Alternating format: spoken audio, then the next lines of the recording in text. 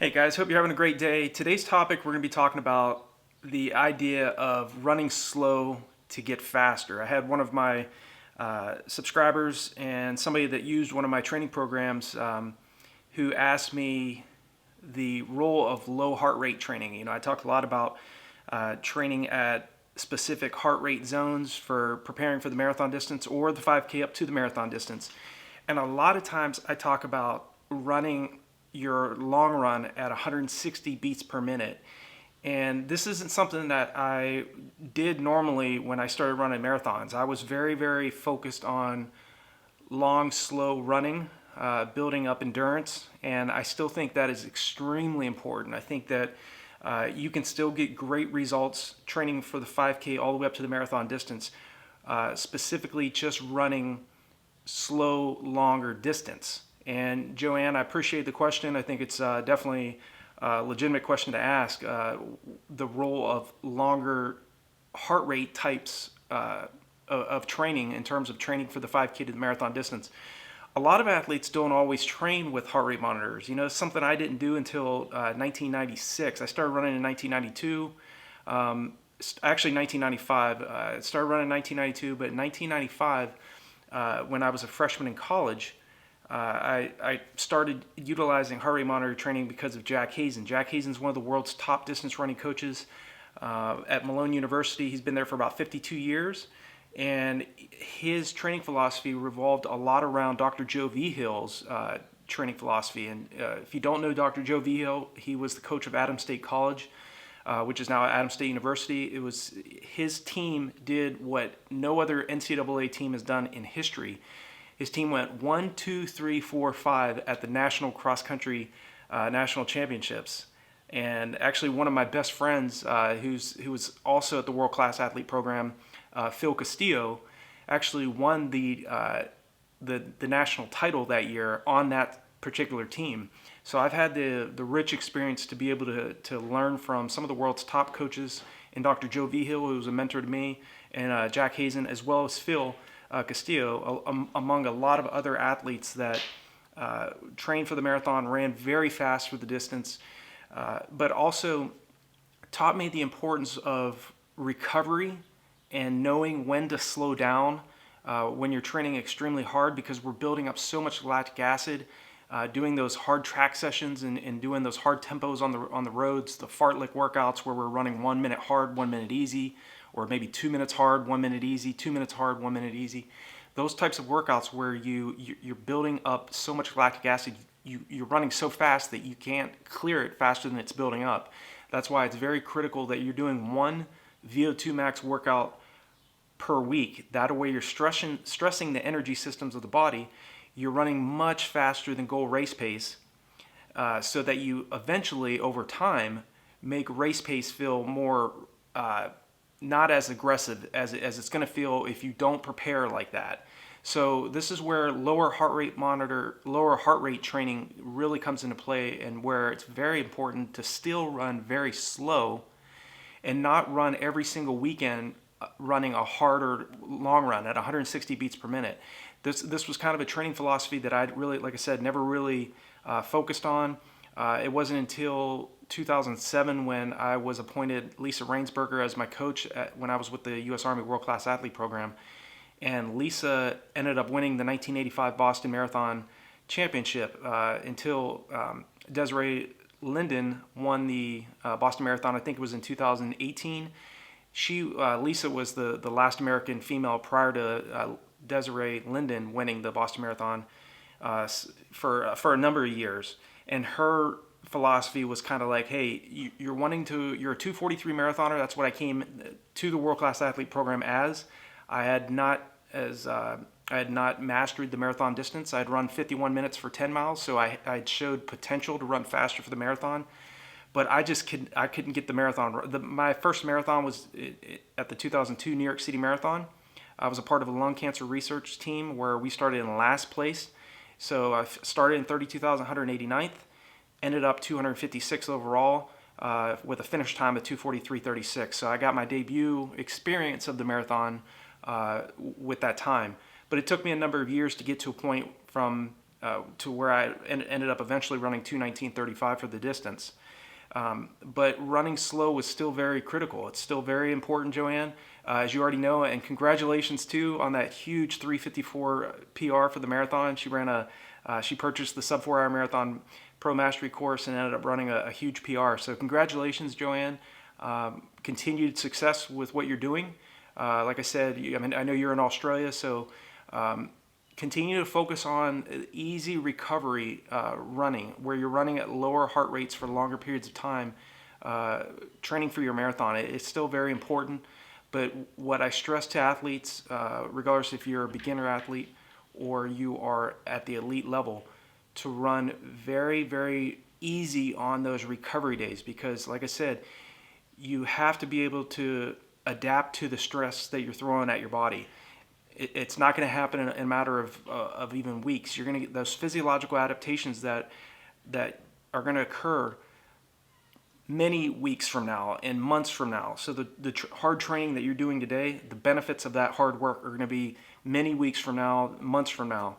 So the real benefit to lower heart rate training for the marathon and running slow to get faster is, like I said, stressing the body and allowing time to recover. Last night I was watching a video of Dorian Yates. He's one of the world's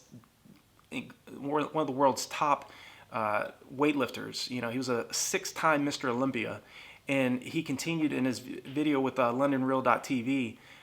Brian Rose is a great entrepreneur and owner of that London Reel organization. He was interviewing Dorian Yates, and he was just talking about the heavy lifting and that you cannot get results in this sport or in any sport, especially weightlifting or endurance sport, unless you're stressing the anaerobic systems of the body.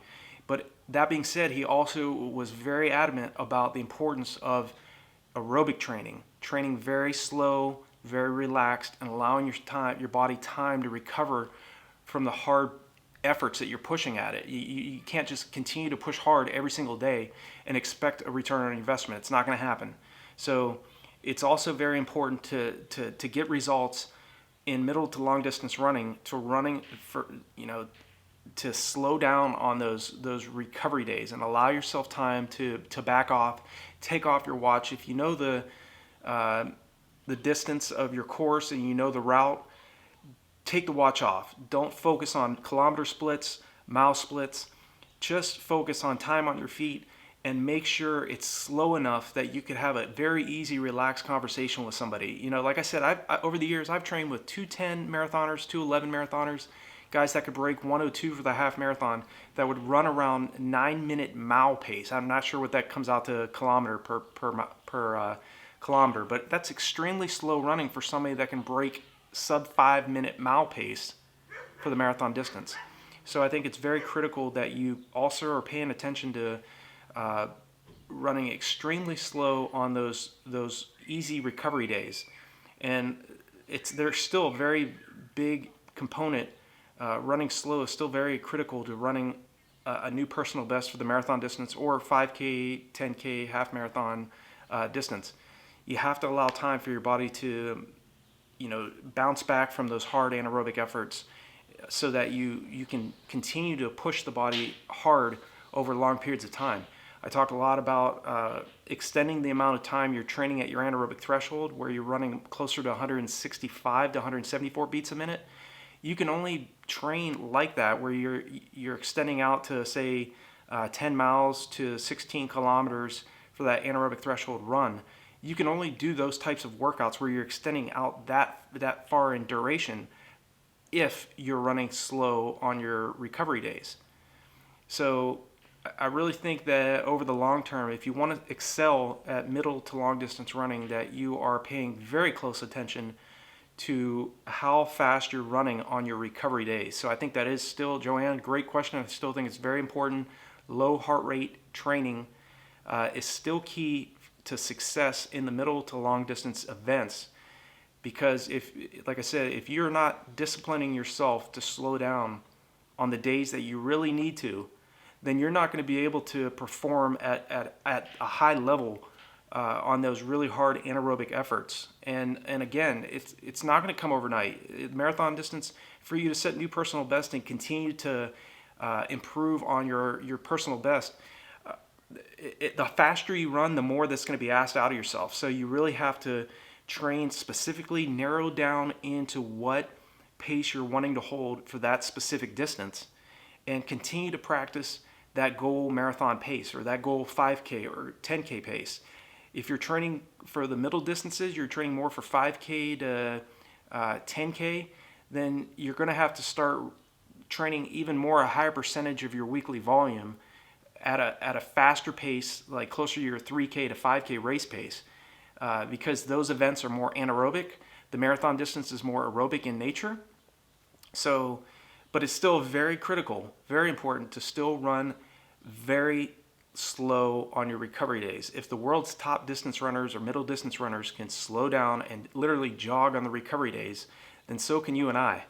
So, like I said, I think that some of the best distance runners in the world that I've trained with really take those, those easy, long, slow, the lower heart rate type of training to the next level. I mean, I've also trained with athletes that literally did not know how to slow down on their recovery days. It seemed like every single day they trained, it was way too fast. I trained with a couple athletes at the World Class Athlete Program that ran anywhere from 13:10 to 13:20 for 5K, and it was insane how fast they ran. It was just every single day, there wasn't many long, slow days. It was always hard focus on very fast anaerobic efforts, and that is important, especially if you're a middle distance athlete. But I also think it's extremely important that if you're going to improve in the middle to long distance running events, that you really pay attention to your recovery and what you're doing on the off hours. What are you doing when you're off the track, when the workout's done? Are you paying attention to your nutrition? Are you getting enough sleep? Are you hydrating well?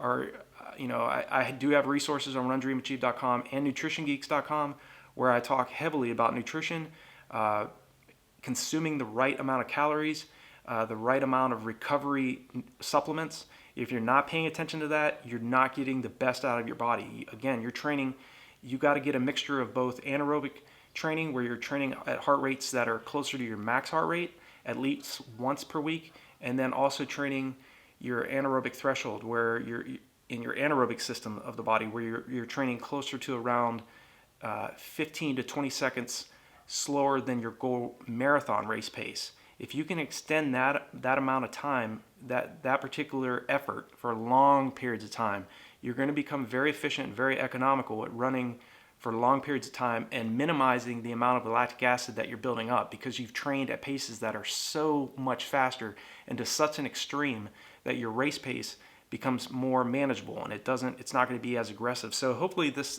video makes sense in what I'm talking about. If I'm missing anything, or if there's a specific question you have, leave a comment below. Let me know what your questions are. I definitely can create as much content, video content or writing content about any question anybody has, regardless if you're a beginner 5K athlete or you're an elite level marathon runner.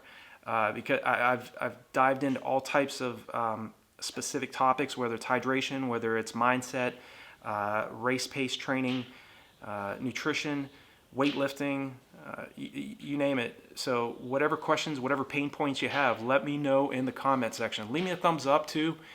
Sharing this video definitely helps, and the thumbs up definitely really helps build this channel. Like I said, it's a relatively new channel, so any support is greatly appreciated. And the comment section, I always do my very best to go back through my videos and to see if anybody left a comment that I may have missed.